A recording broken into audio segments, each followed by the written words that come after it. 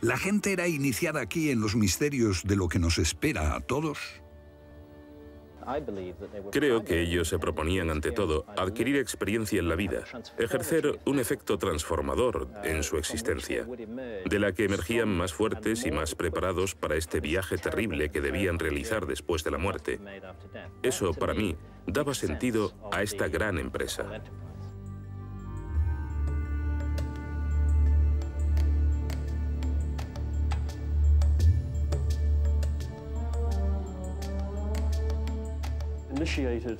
Eran iniciados en los misterios del silencio y la quietud. Pero estaba prohibido hablar de ello, y por extraño que parezca, nadie lo hizo. Todo lo que sabemos es que atravesaban los umbrales de la muerte. Era un anticipo de la muerte, ser conducido a través de una dimensión que abarca emociones como miedo, pánico, amor.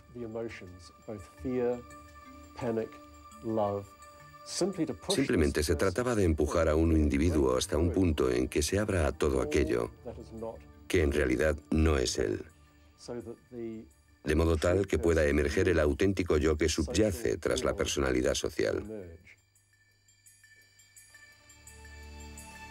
Un lugar donde los hombres pueden estar junto al Dios.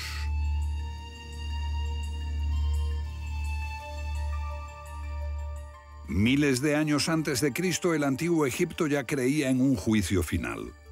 Los pecados del hombre eran puestos en el platillo de una balanza. Si pesaban más que la pluma de la verdad, su esencia se perdía. Solo se salvaba la levedad liberada de lo superfluo. Esta era una civilización que buscaba una verdad interior.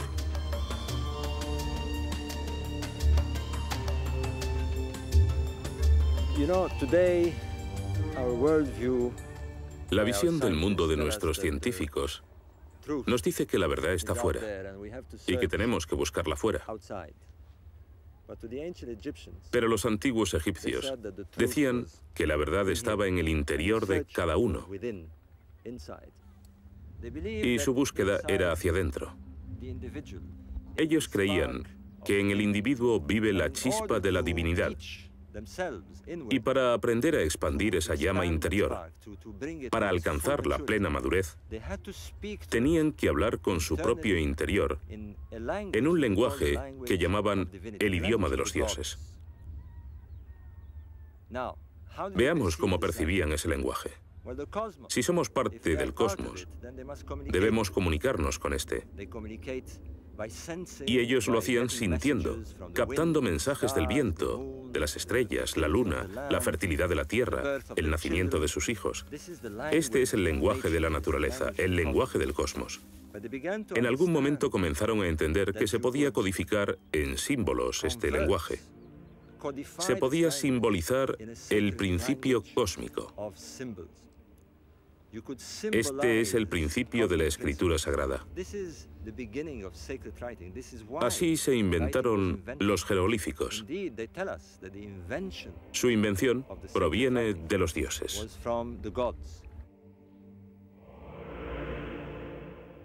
Tot, un dios con cabeza de ibis. Dios del conocimiento, divino mensajero que enseñaba los símbolos mágicos de la escritura.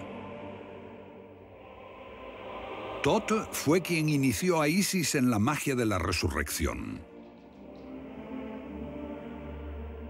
El francés Champollion descifró el jeroglífico con esta piedra roseta, pero no hizo justicia a la magia de Tot. Nosotros, con nuestro alfabeto fonético de 26 letras, solo estamos arañando la superficie. Los egipcios desarrollaron un sistema mejor.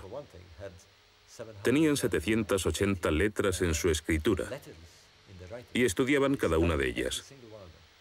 Y cada signo, cada símbolo, estaba cargado de poder. Así, cuando comunicaban una idea, elegían el símbolo exacto. Un ejemplo que todos conocemos es la cruz. La cruz cristiana es un símbolo. Si uno no sabe lo que representa, ve tan solo una cruz. Pero para un sacerdote católico, para un iniciado en el culto de la cristiandad, significa todo en su fe. Los jeroglíficos son la ventana la ventana detrás de la cual se halla un poderoso culto de iniciación.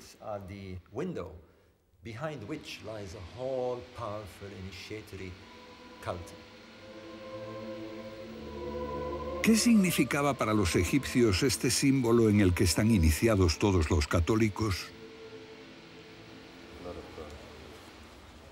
El misterio de la Eucaristía.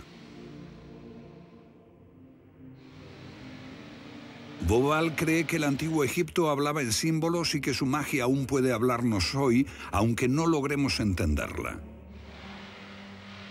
La época de la Gran Pirámide nos sitúa en el 2500 a.C.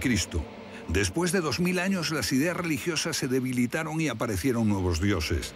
Pero el mito de Osiris resistió, aunque cambió su nombre por el de Serapis. Los templos de Serapis y de Isis podían hallarse lo mismo en Inglaterra que en Alemania o en Francia. A partir del primer siglo después de Cristo, esta cultura se expandió por todo el Imperio Romano y rivalizó con la cristiandad emergente. Y también influyó en la cristiandad. Dentro del cristianismo, hubo una facción que creía necesario adquirir conocimientos mediante la búsqueda interior para alcanzar el estado divino. Gran parte de esta creencia proviene de la religión egipcia. Alejandría, Egipto, un lugar de iniciación para los seguidores de una vieja fe y de una nueva. Aquí vinieron los primeros cristianos a buscar la gnosis, el conocimiento mediante la iniciación, para buscar al Dios dentro de uno mismo como una verdad interior. Para ellos, Jesús era un guía que les conduciría hasta la divina chispa de su interior. Para eso no necesitaban iglesia ni jerarquía, solo mirarse a sí mismos para encontrar a Dios. En un sentido, esto representa el otro mundo. Las tenebrosas regiones donde los iniciados se ponen en contacto con las divinidades. Es la luz penetrando en la oscuridad para alumbrar el camino del más allá. Los portales de la inmortalidad que conducen a una vida futura, después de la muerte.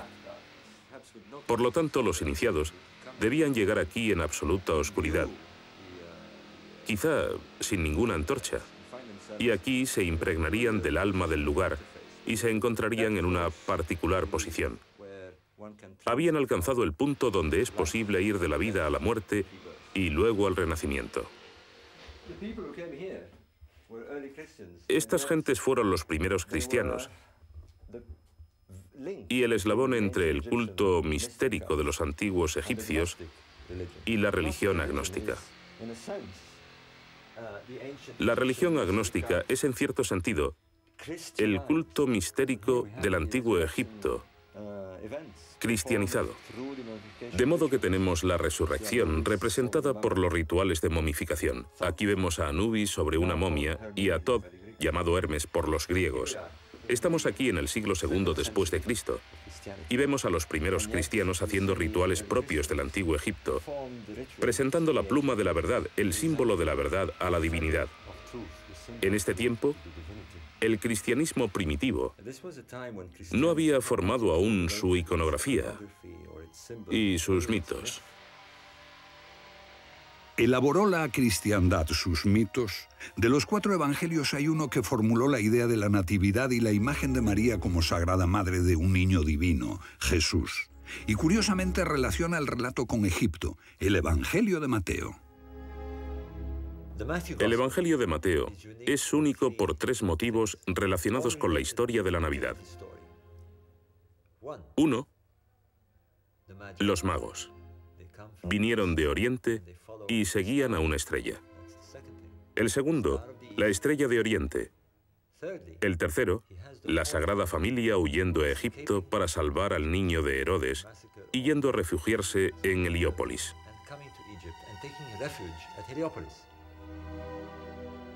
Esta iglesia cristiana cerca de Heliópolis tiene una pintura de la huida a Egipto de la Sagrada Familia. Y la tradición está igual de viva hoy que cuando ellos hicieron esta pintura. Dibujaron el árbol bajo el que supuestamente descansó la Sagrada Familia. Esta historia solo aparece en el Evangelio de Mateo.